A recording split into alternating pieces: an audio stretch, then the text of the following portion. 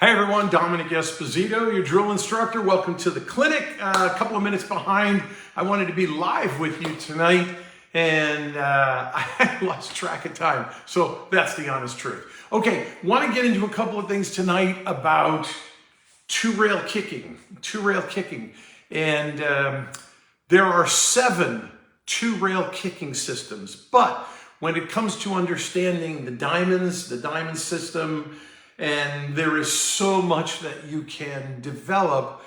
Tonight I'm going to show you just a small portion of it. However, if you would become a subscriber to DITV, where all of my books and videos and clinics and classes are all there, you would find in the 52 Advanced Shots course all of the kicking and diamond system programs. So let's get into a little bit of what I want to talk about tonight. A couple of things I want you to learn. And I'm going to show you 2 things a little bit backwards, okay? First things first, some of you get into trouble where you have to, you get a little locked up. Let's try this. You got somebody locking you up here. You need to hit this 8 ball. We get a couple of these out of the way for the moment so we can focus on this. And your 8 ball's in this pocket. Your opponent's got you maybe blocked up this way. And who knows? There might even be something even right there in the area to pick. Hopefully you can see that 8 ball. That's a practice 8 ball. Let's go ahead and get these out of the way. And good. Okay, so you're on this 8 ball here. You're stuck back here in the pocket. And here, I'll use the one with the number on it so you can actually sit a little better. How do you make this? There are numbering systems and sometimes just memorized systems. So let me walk you through a couple that could help give you some things to get you motivated to do some homework. If I needed this cue ball to go from here to here, and I want to pocket this ball, say in the side pocket, one of the methods that I've taught you before, you find the center between these 2 points, which of course is this diamond, because I've got 1, 2, 3, 4, half of 4 is 2. From this diamond point here, I can then create a line to the passing pocket. Remember, anytime the cue ball is going to pass this pocket, it's a 2-rail kick, okay? Anytime it's a 2-rail kick, memorize 2 words. Passing pocket. That's it. That's all I want you to focus on. Oh, it's a 2-rail kick. Oh, what are those 2 words? Passing pocket. And whatever this cue ball is going to do to pass, that's the pocket it passes in the kick. So when you find the center of these 2 points, you point to the passing pocket. And of course, that's going to be this pocket right up here, okay? So this becomes the passing pocket. Once you point to that passing pocket, you can then parallel shift right over, here, this is grabbing on a cue, from this position here, you can parallel shift right to this here, and there's your parallel lines. So if you're going to kick and want to hit this ball, you're going to want this to become your cue ball path. Now, that's one way to always see any 2-rail kick. Now, the only thing that's going to vary is some English. So pay attention how you get the English right. The English is running English or helping English. Those are the 2 types. Helping English is 2 tips above center, and it could be as much as up to 1 tip of English, left or right, depending on the side you're running off of. What that does is it makes an adjustment for dead cushions, loose cloth, worn cloth, things like that, or slide for brand new cloth that's tight and pulled, which has a lot of slide. So that adjustment is used anytime you're going to shoot away from the box that your object ball, if it's in this box, the table's broken in half, and if the cue ball is going to shoot into the box, then I'm going to use running English. But if the cue ball is going to run out of the box and come back in, you use helping. However, there is a default that anytime you're inside this 2 diamond range, you automatically default to helping English. It's just the standard of how it readjusts the physics of the table with slide and so forth. So in this case here, if you had to hit this ball and you were down here, you could be anywhere here. You're going to find these 2 points, the origination, the destination. Simple.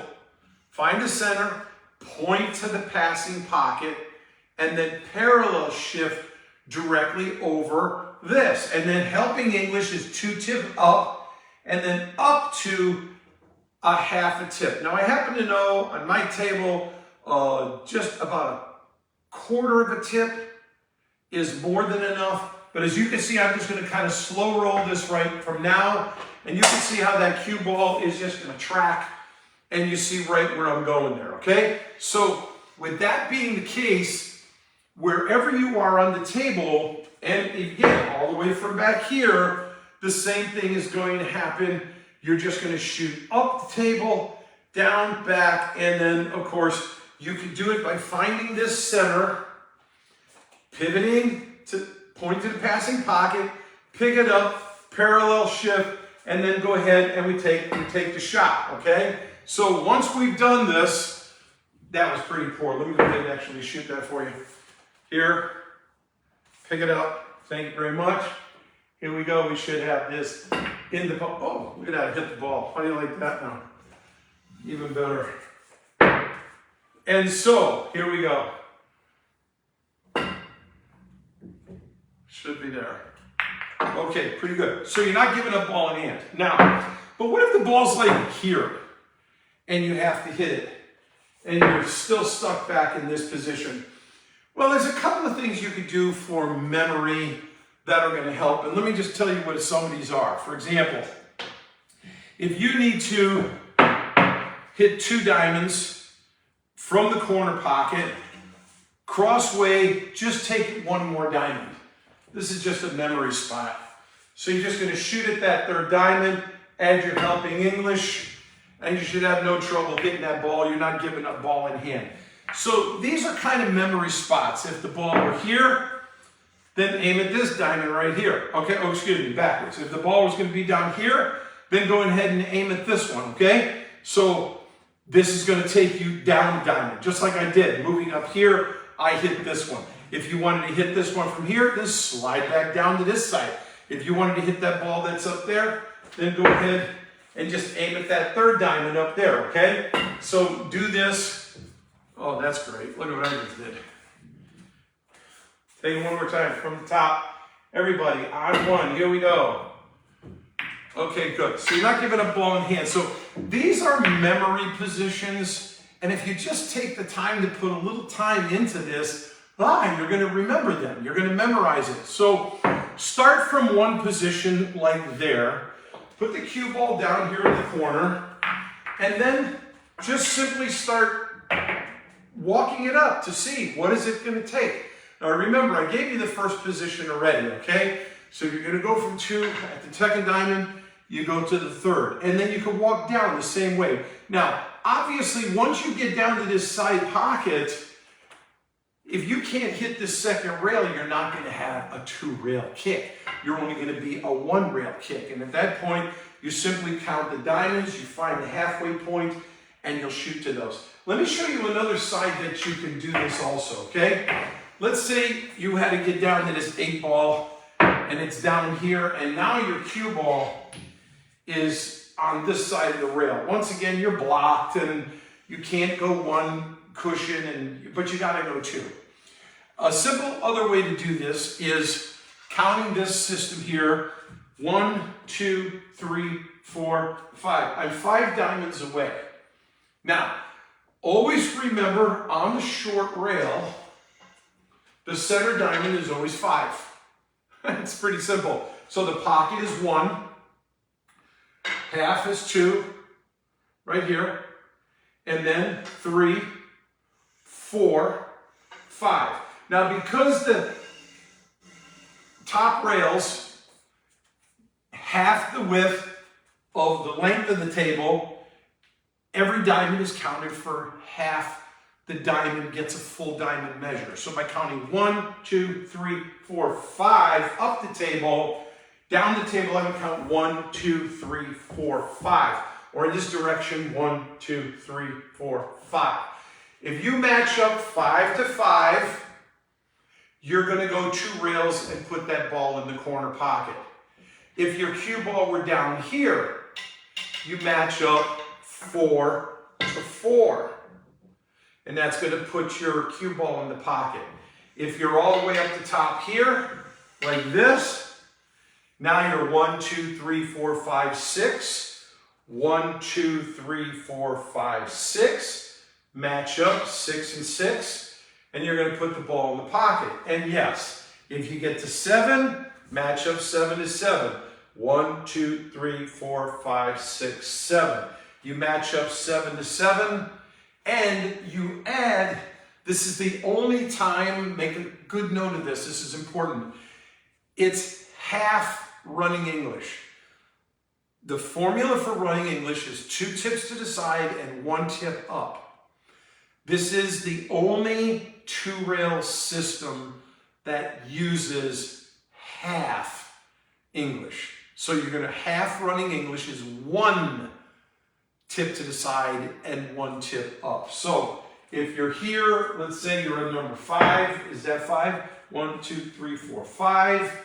And I'm going to aim at 5, which is here. I'm going to shoot straight at it with no English. Watch what happens, okay? Straight at it, and look at the mess I get myself into. I'm not even close to it. Just adding 1 tip of English. Watch how this totally changes everything for you, okay? Here we go, 1 tip of English, same shot. All of a sudden, it's another day. You see what I'm saying? This is a simple math system. Even if you were down here and you have to hit this 1, 2, what do you aim at? 1, 2. That's it. You shoot up here at number 2 and you're coming back. So this is 2 really beautiful ways for you to understand how to see 2-rail.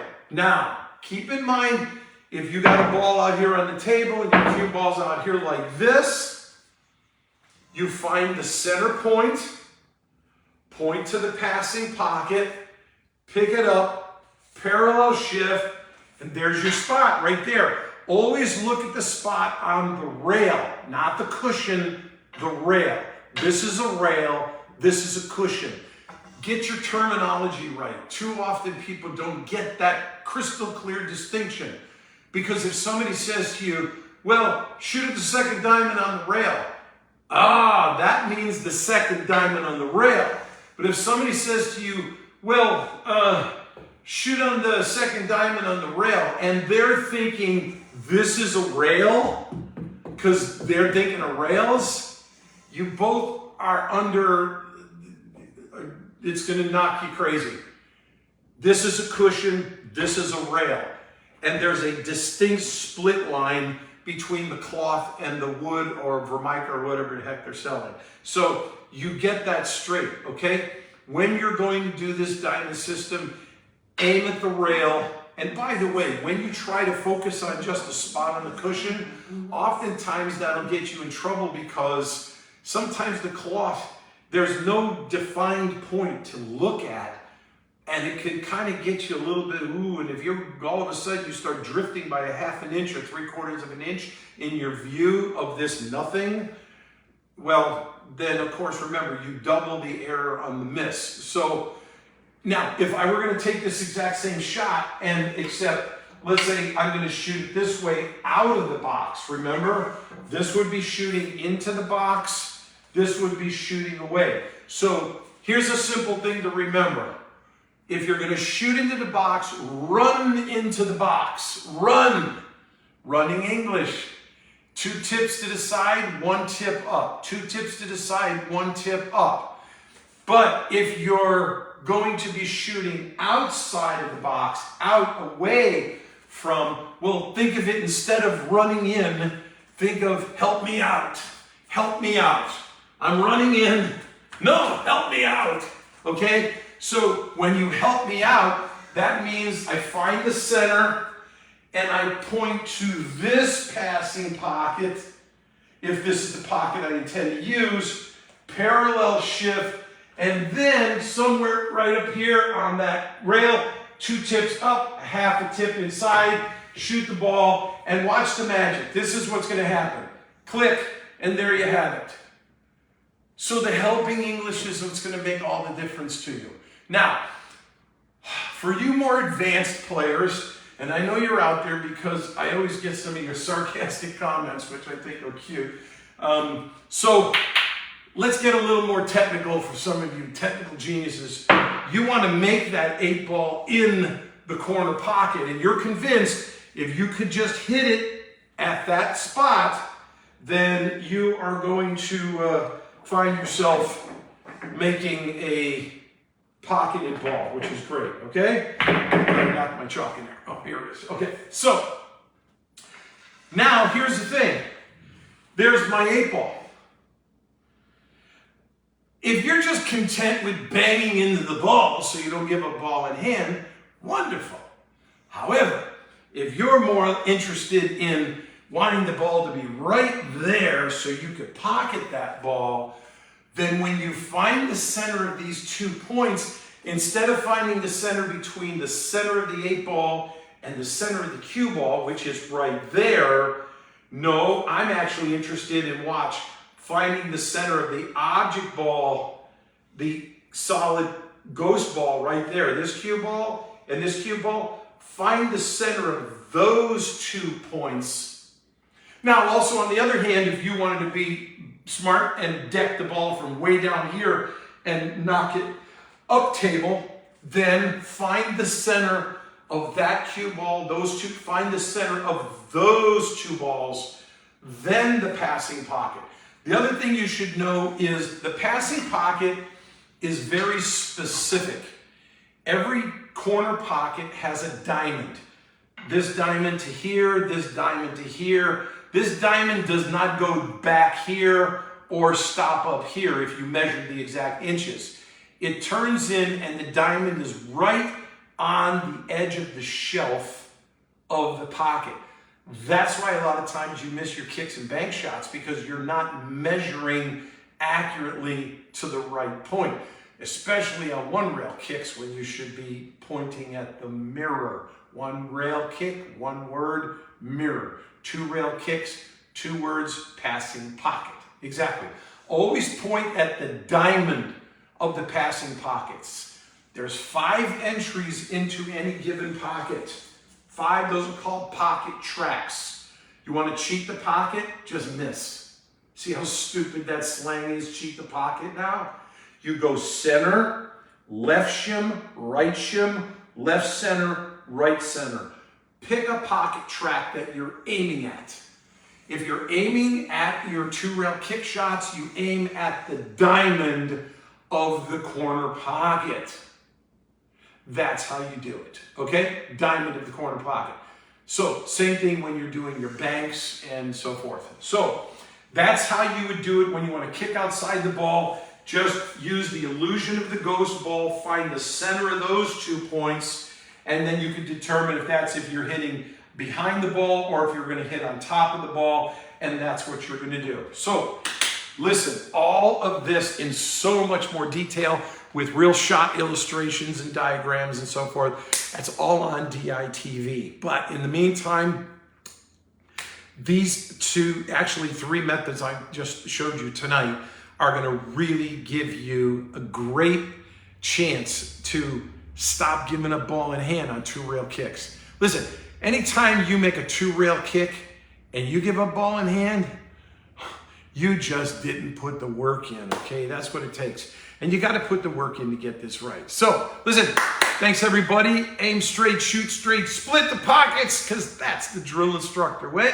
And I'll look forward to seeing you again next week, okay? All right, God bless you, and bye-bye.